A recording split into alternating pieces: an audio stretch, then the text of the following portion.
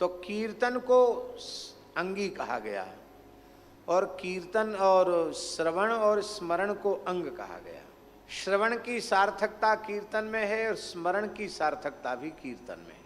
स्मरण जब व्यक्ति करता है महाराज जी, तो स्मरणकर्ता को तो लाभ मिल रहा है, पर उसके स्मरण का लाभ दूसरों को नहीं मिलता।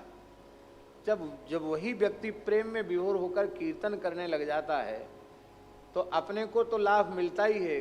नाम की पवित्र ध्वनि वातावरण में जहाँ तक गुंजित होती है वहाँ तक के असंख्य प्राणियों को भगवान नाम का दान मिल जाता है। हमारे नजर के केवल इतनी दूरी पर ही, इतनी दूरी पर, ज्यादा नहीं, इतनी दूरी पर, आंख से इतनी दूरी पर भी अरबों खरबों जीव हैं जो इन आंखों से नहीं दिखाई पड़ते। अरबों खरबों जीव हैं केवल इतनी सी दूरी पर। ज्यादा दूरी पर कितने जीव होंगे?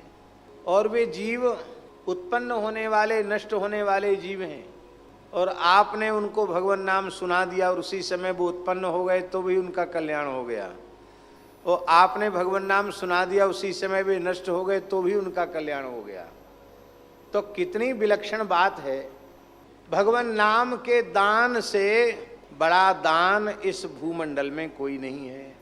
महाराज जी, पद्म पुराण में एक श्लोक लिखा है, भगवान व्यास कह रहे हैं कि सारी धरती को रत्नों से जटित कराया जाए, स्वर्ण मंडित कराया जाए, और महान किसी तपस्वी तपोधन ब्राह्मण को दान किया जाए, उसका जो पुण्य है उससे भी कई गुना अधिक पुण्य केवल एक जीव को भगवान नाम सुना देने का है। आप सोचिए कितनी बड़ी महिमा है भगवान नाम प्रदान की। कीर्तन में तीनों साधन एक साथ बनते हैं। श्रवण भक्ति अपने आप होती है। आप जो कीर्तन करेंगे वो कान में पड़ेगा आपके कि नहीं पड़ेगा? श्रवण भी हो गया।